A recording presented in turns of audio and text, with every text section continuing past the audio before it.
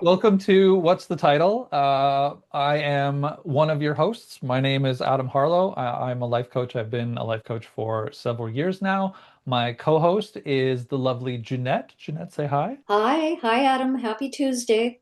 Happy Tuesday. It's a pleasure. It's always to see you. Always good to see you. Um, I'll let anybody who's listening or watching know we are diving into New Year's this week. Generally speaking, we pick it at random and kind of run with it, but we talked about it last week, and this week is a good week to talk about resolutions, the new year, and recognizing something that you want to work on. So we're going to talk a little bit about our own personal things, the pros and cons, and how we can help. And so with that in mind, Happy New Year. Happy New Year, Adam. I wish you all the very, very best. I hope this is one of the best years that you can remember. Thank you. I have a good feeling about 2026. I really do. I do too, actually, Mhm. personally. I'm really Yeah, excited for it. personally. So, do you do New Year's resolutions? Oh, well, I have. And I've been right in before life coaching and being a counselor came into my life, and I didn't understand sort of behavior change. I was like everybody else. I'd run out and get the gym membership. I would promise myself I was going to eat better and so on, make these adjustments to my lifestyle for my own well being. And of course, they wouldn't happen or they wouldn't last. So again, I was in that same thing. And now I'm really excited to share with people today how if you incorporate certain, let's say, techniques into your resolution, it's far more likely that you'll carry through with it if you understand certain basic things about behavior change. Um, yeah, so that's where I'm at with it. Hmm. What about yourself? Are you a perennial January changer? I am not so much Ah, struggling with ADHD the way that I do. Being consistent about anything is something that I'm very aware that I struggle with. right. And so having a resolution specifically about being consistent, like this year, I would like to be consistent. It never works. Inevitably, I fail, Uh, and that actually is one of my biggest things about New Year's resolutions. I don't like the word resolution because it is so strong. It is an inherently, there's a line drawn. It's resolute. okay. You either succeed or you fail. And I don't like the concept of starting a new year, setting yourself up For for failure. pass fail. The you Uh, can there should be a spectrum. So New Year's hopes, New Year's ideals, New Year's wishes are ways that I mm, put into mm, it. And I mhm. do have a couple of those. Myself and my lovely wife are going to go to the gym and we're going to help each other go to the gym. So we're lucky enough we have one kind of set up in our house. And if she goes downstairs to go work out, then I'm going to go downstairs to go work out. It helps with uh, body doubling is something that comes in HD, ADHD. So if she's there, I'm more likely to be there. If I go down and she doesn't want to go down, then we could spend a half an hour apart, but then you're upstairs doing nothing. I'm like, okay, nope, I'm gonna do this. And then the second one is these are very boring as I'm saying them out loud. But we found a guy on YouTube who does diabetic friendly meal preps. Ah, So they're very healthy. Our Sundays now are run through, we do meal preps. So we have dinner until Tuesday night, and then she's got Wednesday off. And then Wednesday, we do meal preps. So we've got dinners until Friday. And they're healthy and they're easy, and it's kind of fun to cook together. So we've been doing that since the beginning of January, and like, go us. That one is holding firm. She went to the gym twice this week and I didn't go. So that's something that I'm going to do today while she's at work to try and catch up. I think that's lovely, the whole meal prep thing. I love that. If it wasn't for this guy on YouTube, which I should definitely put in the link at the bottom, Yeah, do but share it with at everybody. the moment, his name escapes me. Uh, but he just happened to have the way that he cooks is really simple and it's clean and there's no sugar added to it. And we've tried two or three that he's done, and they were all phenomenal. And it's fun to have one cutting board on one side and somebody cooking on the other. We pick the ingredients before we go grocery shopping, and it's become like a part. There's like a afternoon adventure that we go about, and that in and of itself also pushes us toward the gym because it's just a general health thing. Just want to be healthier. And I myself have tried on some pants.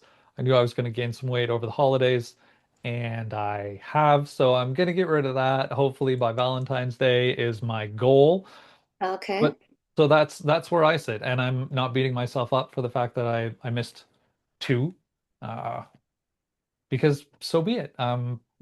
My biggest one actually was to be nicer to me, and that one's really the one that I'm gonna work on the hardest. The inside.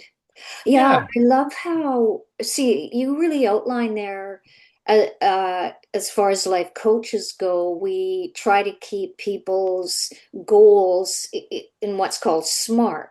So are they sustainable? Are they measurable? Time oriented. So I love that you said I give myself to February to kind of drop that extra weight. Um, you're kind of doing that. And I read something the other day that resonated with me because I'm like you too. That's one of the changes or the adjustments. Like instead of resolution, I like the word adjustment. You just kind of adjust as you go along. And I can still be pretty hard on myself without even knowing, striving all the time. And so one of my ways of doing that is to just soften everything, and this article said, make it pleasurable. So I love that you guys cooking together, you're enjoying each other, throwing on some music, maybe, who knows, laughing, joking. You're more apt to do that again than if the change that you want to make becomes a chore. yep, yep. I wholeheartedly agree. So what was the smart again? Um, well, they have to be sustainable, something that you can do. Like, for example, just say you and your wife couldn't afford all the groceries. It's not, if you don't mind me using that for an No, for sure. example. Yeah. Yeah, then it's not sustainable. We want them to be measurable. Like I want to lose weight is too general, but if you want to lose 15 pounds by February 14th, then there it is, measurable and also achievable, Hmm. and then relevant or realistic. Again, that's where a coach really helps fine tune, because I think that's where the sometimes our goals fall off, right? Were they realistic, for example? And the other thing is time bound. I have a friend who just went off sugar, and she said, I'm going to give myself 6 months. So, she loves her sweets, but I'm so proud of her because she's taken the sugar out. She's seeing the benefits, but she hasn't set this I'll go off sugar forever goal. Yeah. You do know, because life looks bleak. You'll never have a cookie or a piece of cake ever. But she said 6 months, and she's Yep. doing very well. So I'm really happy for her, and proud of her.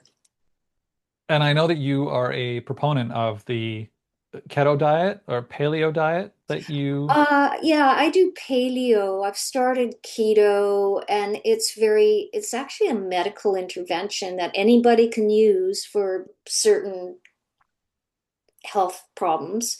But I do paleo, so I don't eat hardly any sugar. But I allow myself a little from time to time. which I think is actually important. It's like going to the Yeah. gym. You go to the gym, you can't go to the gym every day. You need a rest day. Your muscles need to relax at Yes. some Yeah. point. It is important. You have to give yourself a little bit of space. So cutting something out completely is incredibly difficult. Yeah. Today, so when I was diagnosed with epilepsy, I was Oh, 38, and my doctor yeah. basically told me, okay, so you can choose. Do you want to continue to drink, or would you like to take your medication and not have seizures? And I drank heavily up until that point in my So life. And so unbelievable. I basically had to go no, but my Hmm. reason for doing so was it was drink or die. And I chose to not die. And it wasn't until about the 6 week mark where I was like, you know what? All right, this isn't this isn't so bad. And I think that is also a timestamp that I think is really healthy. A new year resolution and to have it set on a year. I'm not going to do this or I'm going to do this until December. Again, sets you up for pass fail. If you have a bad month Yeah. in April, like you did really well for 3 months, you got to give yourself credit that you did that. But then you fall off in April and now you failed. So what's the point in jumping back on because you've already let yourself down? Timestamp. 100%. Yeah, so common. And I used to be way in that zone too. And I've developed, working with others, but also myself, I call it the low bar theory. So, for example, I cannot remember what led me to it, but as you know, I've started a Tai Chi practice. I am Hmm. absolutely in love with it and I'm reaping the benefits. However, when the same thing when I thought, okay, when am I going to do this? How am I going to do this? So I realize now that the things I really want that are important to be done need to be done in the morning. So I do my Tai Chi, my exercise in the morning before I go do anything else. And I set my low bar of 10 minutes. And then I set the time I'll do it for 3 weeks, I think. I started early December, so I thought if nothing's showing up as a benefit, because I think too we need to see benefit. Well, by the end of the 3 weeks, as feelings, even my partner was saying, I see the difference in you. So I'm continuing with it. And some days I might get 15 minutes in. Sunday I did a beautiful 45-minute practice.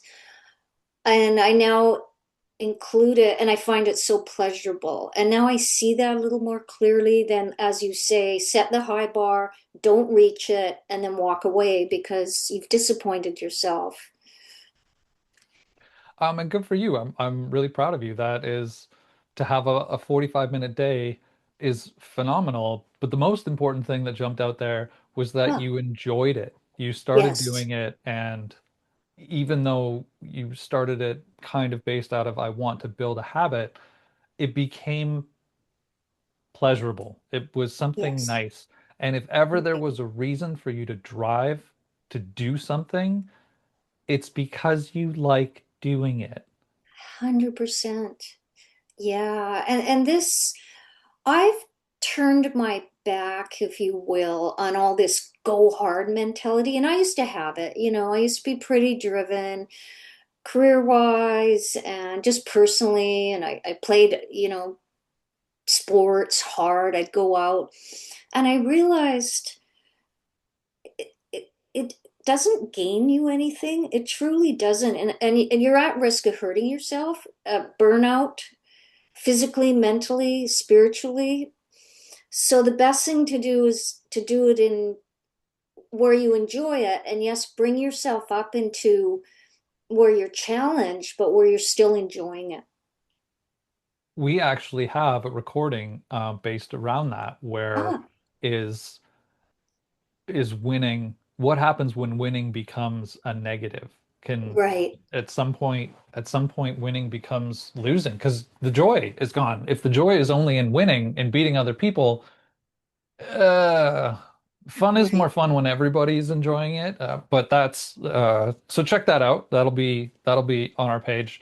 And yeah, I think having an enjoyable goal is, I'm gonna say, probably the number one. If you're gonna do a New Year's resolution, put at the top of the tier the thing that you know that you're going to enjoy.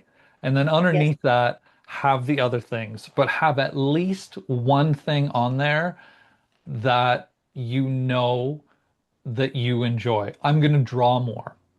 Awesome.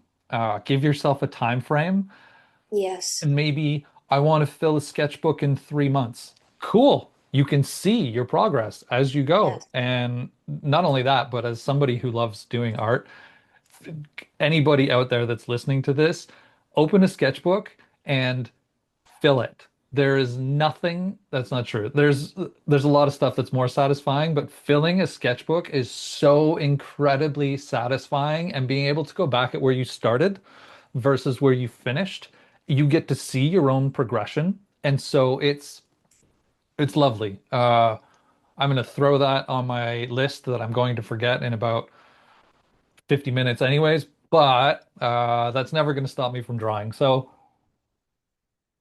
what are some of the cons then? Because we've talked about some pros. Oh, I was going to say New Year's comes around and you evaluate. You Right. look at the things that you want to change. It's a new year, it's a new start. From that perspective, in early January, how important do you think that is just in general for people's mental health? Oh, wow. Well, I would say probably depending on the goal and where their mental health maybe is coming in. So there's, just kind of that base level. But sure, if you're struggling with something and you've tried again and again, like you say, you don't even meet your own bar, then I think that can be a little on the depressy side, a little on the downer side, right? Hmm. So it's finding that sweet spot where you can um, reach for a goal, bearing in mind self-compassion, that it might be hard because not, some goals are fairly easy, like you said, taking a sketchbook. I'm not saying that's super easy, but it's, say, somebody who has to lose 150 pounds or knows in their heart that they need to move on from a troubled relationship. Those are more difficult and tender. So Yeah. this is where coaching, I think, comes in those areas, those realms. Don't you think? Like just that emotional support when you have something a little more difficult. I would absolutely agree with that. Even I would definitely agree with that based on the fact that as coaches, what we focus on is the hurdles that are happening Right. right now. It's goals that are coming in the next week. If you were to see a coach twice a month and talk to them and say, I want to do this, like this is where I would like to go to the gym. In 2 weeks, I would like to go to the gym 5 times. Like the next time I talk to you, I would like to have done this thing. And part of our job is to hold accountability. We, Yes. as much as a lot of coaches are simply everything is wonderful and you're awesome and nothing needs to change, part of our job is to hold accountability. We will ask, how did it go? Like you wanted to talk to your boss. Did you talk to your boss? How did that go? Absolutely. For, again, as a personal thing, my accountability inside of my head sucks. So if I say out loud to somebody else, this is what I'm going to do, I'm way more likely to do it. And this is one of the magical things that I've learned while I've been coaching is that if you say it out loud, it's way more likely to get better, regardless of what it is. If you hear Absolutely. your own voice say a thing, then you can't put the toothpaste back in the tube. It's reality. Now it's out there. And as coaches, that's pretty much what we focus on is okay, so you want to go to the gym 5 times. We see them in 2 weeks. They went 3 times. I'm not going to be like you failed. I am going to commend you for the fact that you went 3 times and kind of probably ask why you think you didn't continue to go, or what would drive you to go a little bit Yeah. more in the next 2 weeks. Like, we never put anybody down. We just kind of hold up a perspective as to like what's getting in your way. Like, what Yeah. Yeah. were you sore? Yeah. Okay, well, maybe don't push so hard the first couple of times. And that Hmm. actually that swings back around to the joy, actually enjoying what you're doing. And it might not be in the joy that you're doing it in the moment. I love to draw. While I'm drawing, I'm super happy. But if you go to the gym and by the time you get home, you start to get a little bit sore, which for the record is a perfectly normal thing if you go to the gym. The pride that you feel that you went is the joy. It's that feeling that's much easier to grab onto than the I feel good because I'm sore, which is normally followed by I feel good because I'm sore because I pushed myself at the gym and I'm proud of me for pushing myself at the gym. That pride is the thing Mm. that you grasp onto. That's what makes you feel good, and that's the thing that's going to Yes. push you to go to the gym the next time. Yeah, absolutely. You're so correct. I love that. Well, you reinforced a couple things there, and I learned this by accident. I used to be the person who would go to the gym, and I used to have, full-time employment, and I'm going to go to the gym, and then I'd fall off. Well, it just so happened that one of my workmates said she wanted to as well. I said, well, let's go together. Well, we went for years together. So an accountability partner. Hmm. And one that understands the lay of the land is where a good coach is helpful because we will hold you accountable, but it, like you say, in a respectful, and that might mean um, revamping the goal. Like you said, you have a client that wants to go 5 times a week and they only went three. There's where we see that, oh, I failed. Okay, let's take a look. You went 3 times. Do you feel better? Yes. Oh, I even dropped half a pound. Winning. I don't like that phrase by Charlie Sheen, but I used it. And then, so maybe 3 times is your better goal. So we just revamp the goal. Yeah, We don't have shift to your throw it perspective. out. Yeah. We just fine tune it a little bit. There can be a high bar and a low bar, but that also Yes. means that there's rungs in between. You Yes. know, you can have 5 bars, and if you set it at 5 and you feel like you failed, that's fine. But you made it to 2 or 3, you can feel good about making it to 2 or 3, and your bar can change on any given week. Yeah. The key is recognizing that you jumped over whatever hurdle that was, where it was, you moved forward as opposed to running up to it and being like, meh, and not stepping over the bottom, just the bottom tier. Hmm. And that's where we fail in New Year's resolutions is it's resolute. You're like, oh, last week I Right. didn't jump over the highest bar, so I'm just not gonna we'll just Yeah. that one's out the door. It's being nice enough to yourself to recognize that you are still moving forward in one way or another. Absolutely. And Yeah. I think that starting off a year, this is why I don't like the term resolution, because if you start off a year, and how many of us have bought gym memberships, and by February, you haven't gone, and you feel like you lost. You feel like Mm. you are failing, and that is not a good way to start the year. Hey, that what a wonderful way to put it. Yeah. Why would you start your year off with, a sense of failure?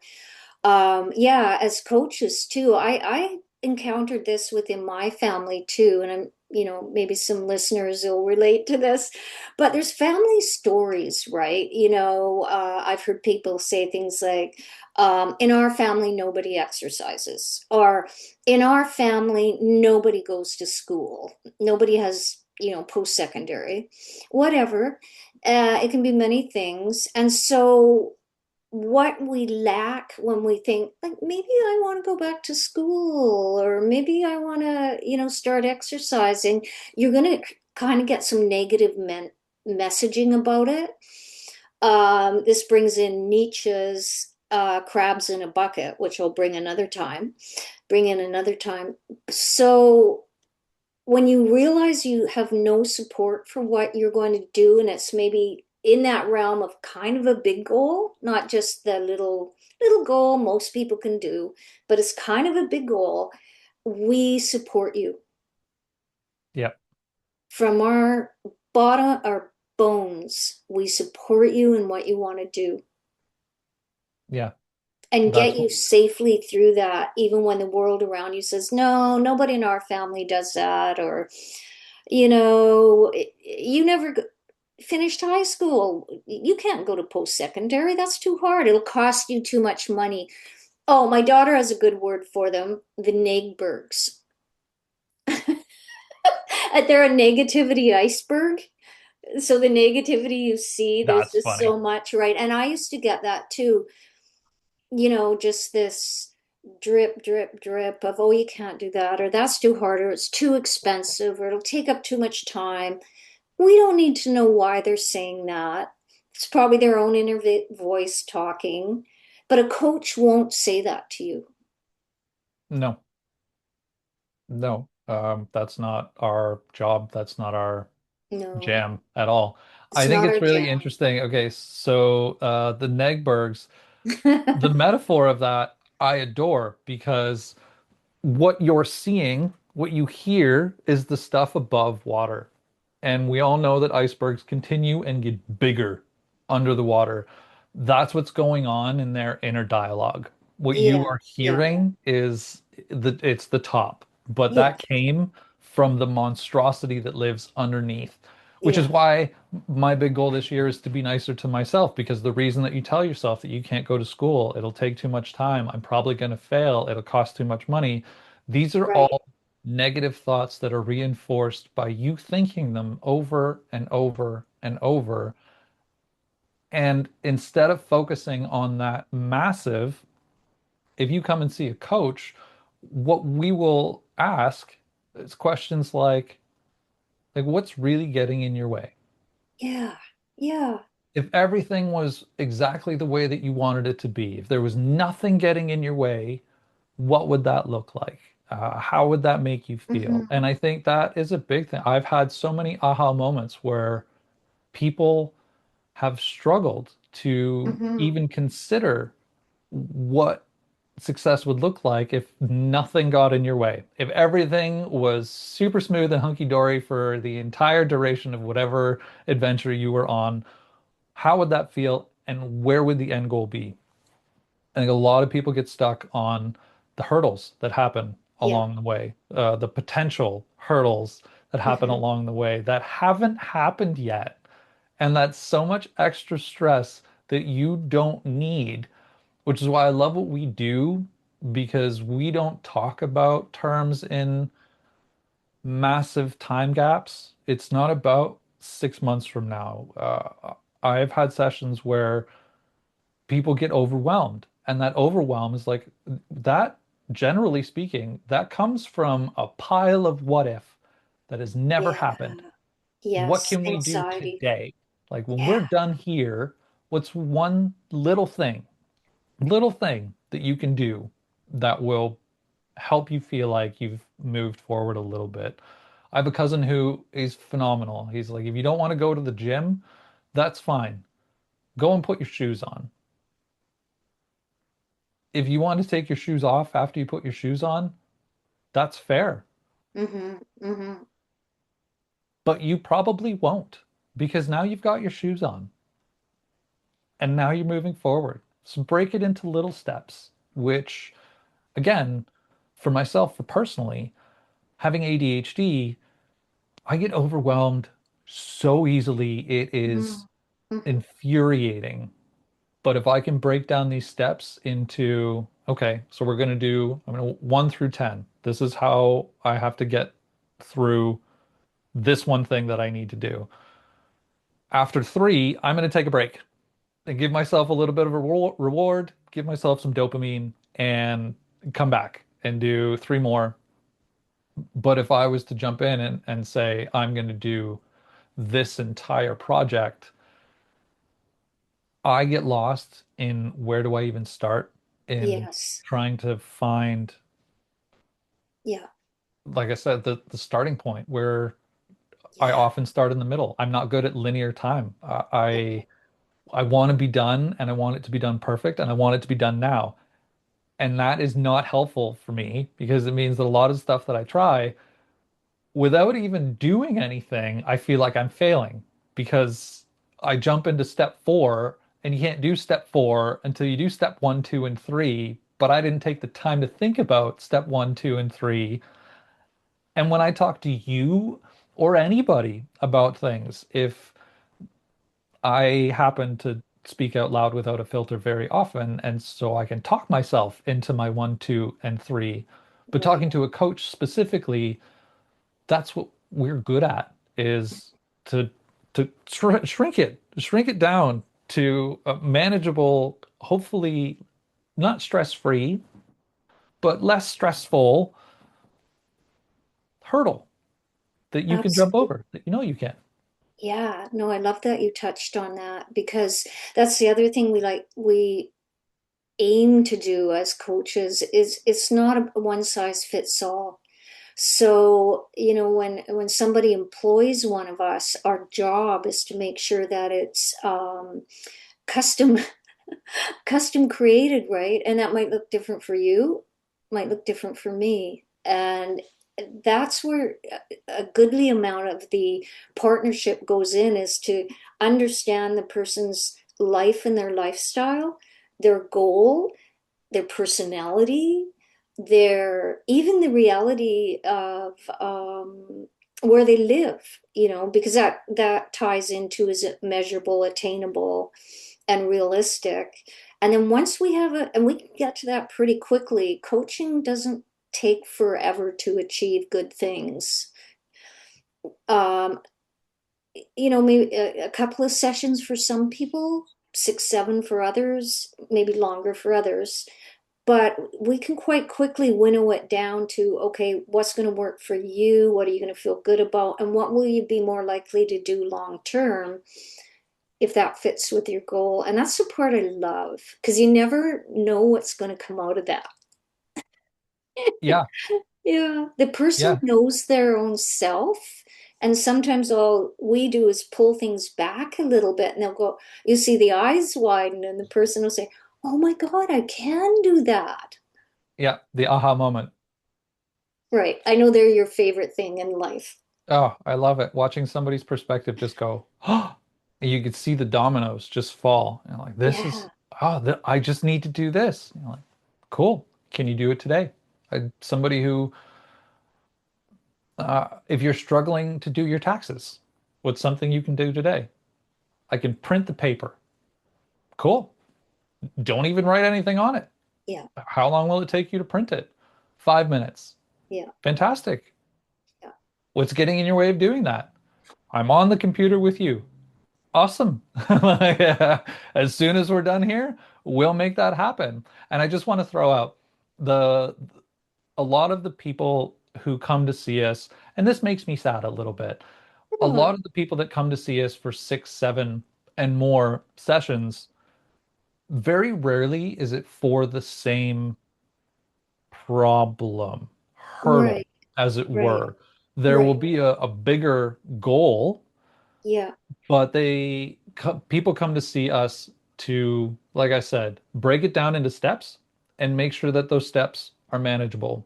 So if you are going to, and I don't know if I'm gonna throw anybody under the bus here or not, but if you go to see a coach seven times and you are still stuck on the first hurdle, perhaps that coach isn't for you. Hmm. The seven, eight, nine times that you go to see a coach, what should happen if you want to get better at work, if you would like to get a raise or something like that, Right. then Right. it's little steps. You come to see us for step one, and then you come to see us the second or third time because you finished step one and now you need help with step two. And that's progression. If I have been talking to you for 6 months, ideally, you are very close to the goal that you set. And I will say, I'll throw myself under the bus. If you Mm, aren't, if you are still on step one, then perhaps I'm not the coach for you. yeah. The thing that's getting in your way, I've not been able to touch on. We haven't, as a partnership, because that's what it is, haven't been able to peel back those layers and find out what's truly getting in your way. Or we Yeah. have, but haven't been able to find the motivation to move past that. So going to see a coach, coming to talk to us, they are about measurable. Mm-hmm. You And talk that's to, every session, isn't it, Adam? Like that, one yep, of our jobs is to hold the space so this exploration can happen around whatever has come to the coaching space. But at the end, we do a bit of a synopsis. Okay, we covered this today. Going forward, and to keep that ball rolling. yep, So we're kind of a cheerleader slash, we keep it in our head. We keep your values in mind. We keep your personality in mind, and we keep this rolling forward so that you can start, yeah, take the off lane from the coaching and go on your own. yeah. It's wonderful to see. And we don't, and people should know this, we don't set your goals. I would No, never tell somebody, okay, I'm going to see you in 2 weeks, and I want you to tell me that you've been to the gym 5 times. right. I'm going to ask Absolutely. you, where are you going to set your bar that will make you feel okay, that will possibly make you want to go a little bit further? But what's something that you can do? You choose, you know your limits, you know what makes you feel good, you know what makes you feel bad. What do you think you can do and complete in order to move to the next step? Because sometimes step A or step one has an A, B, and C. Yeah, Sometimes you have to break it down further and like, okay, so I'm not going to finish step one, but I can finish step 1A, which is printing my tax forms. I could do that. absolutely. That's putting your shoes on, really. Yeah, absolutely. Yeah. And another thing that I'm going to keep in mind when I'm working with people and myself too, that is, and we'll put a link for this, folks. This isn't my idea. I got it off the internet. Is to know what season you're in.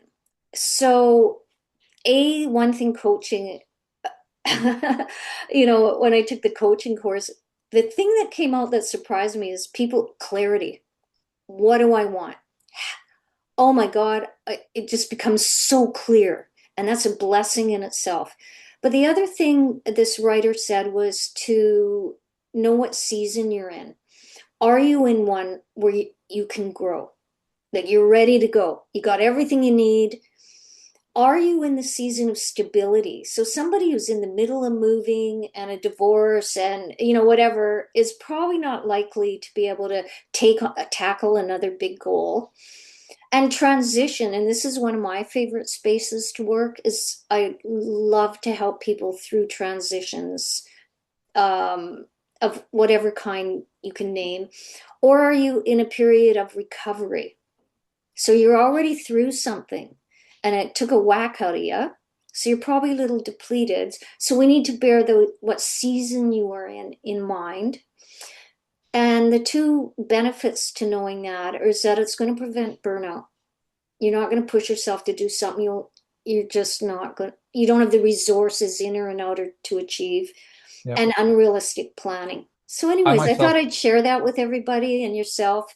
I'm going to keep that in mind already. Yeah. yeah, I'm gonna throw that. I actually already have a bunch of those. I'm also a registered grief coach, Yes, which, me too. Yeah. right? Recovery. It That's a is, transition. Yeah. it's okay.